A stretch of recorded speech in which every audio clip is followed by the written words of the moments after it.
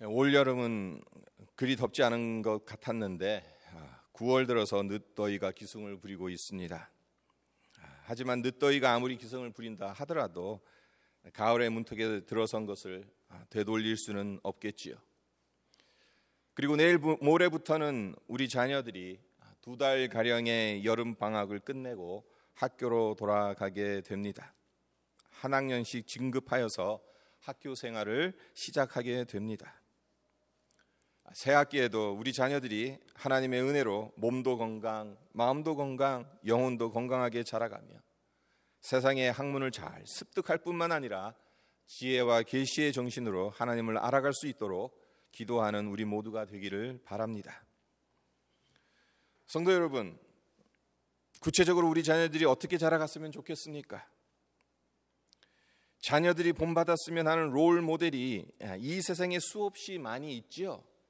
하지만 최고의 롤 모델은 아무래도 예수님이지 않겠습니까? 우리 자녀들이 예수님과 같은 어린 시절을 보내고 예수님과 같은 청소년기를 보낸다면 이보다 더 좋은 것이 없겠지요. 문제는 예수님의 어린 시절과 청소년기에 관한 성경의 기록이 오늘 함께 읽은 본문 말씀 누가복음 2장 40절에서 52절이 유일하다는 것이고, 그렇기 때문에 예수님의 어린 시절과 청소년기를 재구성한다는 것이 거의 불가능하다는 것입니다. 하지만 오늘 본문 말씀을 참고하면서 예수님의 어린 시절과 청소년기가 어떠했는지를 대략이나마 알아보고 이를 토대로 우리 자녀들이 어떻게 자랐으면 좋을지를 생각하고 살펴보는 시간이 되었으면 합니다. 먼저 40절에 아기가 자라며 강하여지고, 그리고 52절에 키가 자라가며를 보았으면 합니다. 40절은 예수님의 유년 시절을, 그리고 52절은 청소년기 12살 때 그때 어떠했는지를 보여주는 구절입니다. 아기가 자라며 강하여지고 키가 자라가며, 이 두 구절이 의미하는 바가 무엇이겠습니까? 예수님이 어렸을 때부터 육체적으로 건강하셨다는 겁니다. 우리는 예수님의 어린 시절이 우리와는 달라서 늘 기도하고 성경 보고 회당에서 살다시피 했을 거라는 생각을 하기 쉽습니다. 물론 예수님께서 어렸을 때에도 기도하고 성경 읽는 것을 좋아하셨을 겁니다. 그러나 상상하건대 어린 시절의 예수님, 다른 아이들과 똑같이 갈릴리 해변과 들판에서 물고기와 메뚜기를 잡아서 먹으며 개구장이처럼 뛰어놀았을 겁니다. 에너지가 넘치는 어린아이였을 것입니다. 예수님께서 공생애를 시작하시면서 광야에 나가서 40일을 금식하시잖아요. 40일을 금식할 정도, 그 정도로 건강하셨다라고 볼 수 있는 거죠. 40일을 금식한다는 것, 체력이 뒷받침되지 않으면 불가능합니다. 그렇다면 이 체력이 어디에서 나왔겠습니까? 어린 시절 체력이 뒷받침된 것이지 않겠습니까? 저의 경우만 봐도 어릴 적 건강이 평생 간다는 말이 실감이 갑니다. 여러분 보시기엔 제가 튼튼해 보이죠? 하지만 그렇지 않습니다. 얼마나 약골인지 모릅니다. 조금만 피곤하면 여지없이 몸이 안 좋습니다. 없던 병이 생깁니다. 얼마 전에도 생각지도 못한 통풍에 걸리는 바람에 고생 아닌 고생을 했습니다. 어릴 때 건강하지 못했던 것이 이제까지 저를 고생시키고 있는 셈입니다. 요즘 신세대 부모들, 아이들이 3살, 4살이 되기도 전에 영재 교육시킨다며 뛰어놀아야 할 시간에 뛰어놀지 못하게 하고 많은 것을 가르치고 있는데, 심각하게 생각해 볼 필요가 있는 것 같습니다. 아이들에게 가장 중요한 것은 육체의 건강입니다. 육체가 건강하지 않으면 지식을 습득해야 할 뇌 역시 정상적으로 발달하기 힘듭니다. 육체가 건강해야 정신도 건강합니다. 따라서 우리 부모들이 중요하게 여겨야 할 첫 번째 과제는 자녀들이 육체적으로 건강하게 자라가도록 돕는 것입니다. 우리 주님이 어릴 때 키가 자라며 건강하게 자랐던 것처럼 우리의 자녀들을 체력적으로 건강하게 키워야 하는 것이 우리 부모들이 해야 하는 일입니다. 바라기는 우리 자녀들이 한 학년씩 진급하는데 그에 걸맞는 육신의 키가 자라고 강해지는 자들이 되기를 기원합니다. 다음으로 살펴볼 것은 40절 후반절에 지혜가 충만하며 하나님의 은혜가 그의 위에 있더라. 그리고 52절 상반절에 예수는 지혜와 키가 자라가며, 이 구절인데요. 예수님 당시의 유대인들은 6살이 되면 회당에 가서 성경을 배우기 시작하고 12살이 되면 성인으로 인정받아서 율법을 본격적으로 배웠다고 합니다. 예수님도 예외가 아니었겠죠. 예수님은 이미 12살에 유월절 지키기 위해 예루살렘에 올라가셨을 때에 성전에서 율법 학자들과 성경을 토론할 정도로 깊은 성경 실력을 가지고 있었습니다. 47절에 누가가 기록하기를 듣는 자가 다 그 지혜와 대답을 놀랍게 여기더라 라고 기록하고 있죠. 여기서 놀랍게 여기더라, 이 말은 기절할 정도로 그러한 뜻을 가지고 있어요. 12살밖에 안 된 어린 소년의 입에서 하나님 말씀에 관한 심오한 질문과 답변이 막힘없이 흘러나왔으니 그 지혜로움에 기절할 정도로 탄성을 지를 수밖에 없었다라는 의미입니다. 예수님의 이 지혜가 어디서 왔겠습니까? 예수님은 하나님의 아들이십니다. 따라서 하나님의 말씀을 이해할 수 있는 능력을 타고 태어나셨다라고 말해도 틀린 말이 아닐 겁니다. 그 실제적인 예가 예수님께서 하나님을 아버지로 부르시는 것을 우리가 오늘 본문 말씀에서 보게 되죠. 요셉과 마리아가 예수를 잃어버린 줄 알았다가 사흘 후에 예루살렘 성전에서 찾습니다. 자식을 잃어버렸다가 찾았으니 얼마나 놀랐겠어요. 그래서 이렇게 말합니다. 48절에 아이야 어찌하여 우리에게 이렇게 하였느냐, 보라 내 아버지와 내가 근심하여 너를 찾았노라. 그러자 예수님이 하신 대답이 무엇이었습니까? 49절을 보면 어찌하여 나를 찾으셨나이까, 내가 내 아버지 집에 있어야 될 줄을 알지 못하셨나이까.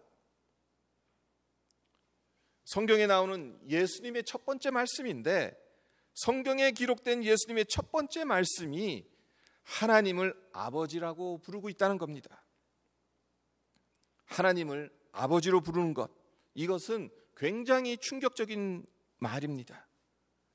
왜 그런가 하면요, 거룩하신 하나님이 어떻게 허물 많은 인간의 아버지가 될 수 있느냐, 당시 사람들은 이렇게 생각하였거든요. 그래서 하나님을 아버지라고 부르는 것을 신성모독으로 여겼습니다. 하지만 예수님은 하나님을 아버지라고 부르셨습니다. 12살의 나이에 예수님은 이미 자신이 누구인지를 분명히 알았던 것입니다. 하나님의 아들로 이 땅에 온 것을 알았던 것이에요. 육신의 부모인 요셉과 마리아가 가르쳐 준 것이 아니라 스스로 깨달았던 것입니다. 네, 지혜는 근본적으로 가르친다고 해서 배워지는 것이 아닙니다. 하나님께서 부어주셔야 하고 스스로 깨달아야 하는 것입니다. 하지만 우리가 생각해야 할 것이 하나 더 있습니다. 지혜는 하나님께서 부어주셔야 하고 스스로 깨달아야 하는 것이 분명하기는 하지만 가르침이 아예 필요 없다고 여기는 것은 잘못된 생각이라는 것입니다. 누가복음 2장 말씀을 자세히 읽어보면 반복해서 나오는 말씀이 있어요. 22절을 보면 모세의 법대로라는 구절이 나옵니다. 24절엔 어떤 구절이 나옵니까? 주의 율법에 말씀하신 대로. 그리고 27절은 어떻습니까? 부모가 율법의 관례대로라는 구절이 나옵니다. 요셉과 마리아, 어떤 부모였다는 겁니까? 하나님의 말씀대로 살려고 노력했던 부모였고 어린 예수를 말씀대로 키우려고 노력했던 부모였다는 것입니다. 요셉과 마리아가 모세의 법대로 주의 율법에 말씀하신 대로 율법의 관례대로 어린 예수를 키웠기 때문에 어린 예수님이 지혜가 충만하며 지혜가 자라갈 수 있었다는 것을 기억했으면 합니다. 이 시대는 무한 경쟁의 시대입니다. 따라서 자녀들에게 세상 교육을 열심히 시켜야 합니다. 그리고 세상 학문을 통해서도 하나님을 알아가는 지식을 어느 정도 습득할 수는 있습니다. 하지만 하나님을 아는 지혜는 하나님의 말씀이 필요합니다. 하나님의 말씀이 들어가야 하나님을 아는 지혜를 얻을 수 있습니다. 우리 자녀들이 지혜롭게 자라가기 위해선 하나님의 말씀을 공급해 주지 않으면 안 됩니다. 예수님의 어린 시절에서 발견할 수 있는 또 다른 특징은 52절 후반절에 하나님과 사람에게 더욱 사랑스러워 가시더라라는 겁니다. 예수님은 하나님과 사람 모두에게 더욱 사랑스러워 가셨습니다. 우리 자녀들도 하나님과 사람에게 더욱 사랑스러워 가면 얼마나 좋겠습니까? 그렇다면 어떻게 해야 합니까? 하나님은 모든 인간을 사랑하십니다. 하지만 그 사랑의 정도가 모두 같은 것은 아니에요. 로마서 1장 30절에 의하면 교만한 자, 마음이 간사한 자, 악을 도모하는 자, 비방하는 자, 능욕하는 자, 불순종하는 자, 우상 숭배자, 거짓말하는 자들을 하나님은 미워하십니다. 하나님이 사랑하시고 복 주시는 사람은 하나님의 마음에 합한 사람입니다. 다윗을 보십시오. 그는 하나님의 마음에 합한 사람이었습니다. 요셉을 보세요. 보디발의 아내가 그를 유혹했을 때 내가 어찌 이 큰 악을 행하여 하나님께 죄를 지으리까 하면서 그 자리를 도망쳤던 사람이었습니다. 그렇습니다. 우리 자녀들이 하나님의 마음에 합한 사람이 되기 위해선 악인의 꾀를 따르거나 죄인의 길에 서거나 오만한 자의 자리에 앉지 않도록 가르쳐야 합니다. 하나님을 두려워해야 하는 것을 우리 삶을 통해서 보여주어야 합니다. 그리할 때 하나님 앞에서와 사람 앞에서 사랑스러운 존재로 자라가게 될 것입니다. 한 가지만 더 살펴보고 말씀을 마치려고 합니다. 오늘 본문 말씀을 보면 지혜와 모험을 모두 언급하면서 예수님의 육체적 성장과 함께 정신적 성장을 겸하여 말하고 있다는 것을 발견하게 되죠. 지혜와 몸, 어느 한쪽으로 치우치지 않는 균형과 조화를 강조하고 있습니다. 한번 이렇게 생각해 보십시오. 예수님께서 지혜는 자랐는데 건강이 좋지 못했다면, 건강은 좋은데 지혜가 형편없었다면, 하나님에게는 사랑을 받았는데 사람에게는 미움을 받았다면, 사람에게는 사랑을 받았는데 하나님은 싫어하셨다면, 속된 말로 대량 난감이지 않겠습니까? 예수님이 자라가셨을 때 이 모든 것이 균형 있게 조화롭게 이루어졌습니다. 우리 자녀들이 자라가는 데 있어서도 조화와 균형이 필요합니다. 어느 한쪽으로 치우치지 않고 균형과 조화를 이룰 수 있도록 도와주는 것이 우리 부모가 감당해야 할 몫입니다. 어떻게 자녀들을 키워야 하는가? 부모에게 주어진 크나큰 숙제인데, 한 학년씩 진급하는 우리 자녀들이 어린 예수님처럼 몸과 마음이 조화롭고 균형 있게 건강하게 자라가기를 위해 말씀과 기도로 양육하는 우리 모두가 되기를 바랍니다. 또한 우리 자녀들 그리고 청년들이 성장해 감에 따라 강하여지고 지혜가 충만하며 하나님과 사람에게 더욱 사랑스러워 갈 수 있도록 하나님의 은혜가 이들 위에 항상 머물기를 주님의 이름으로 축원드립니다.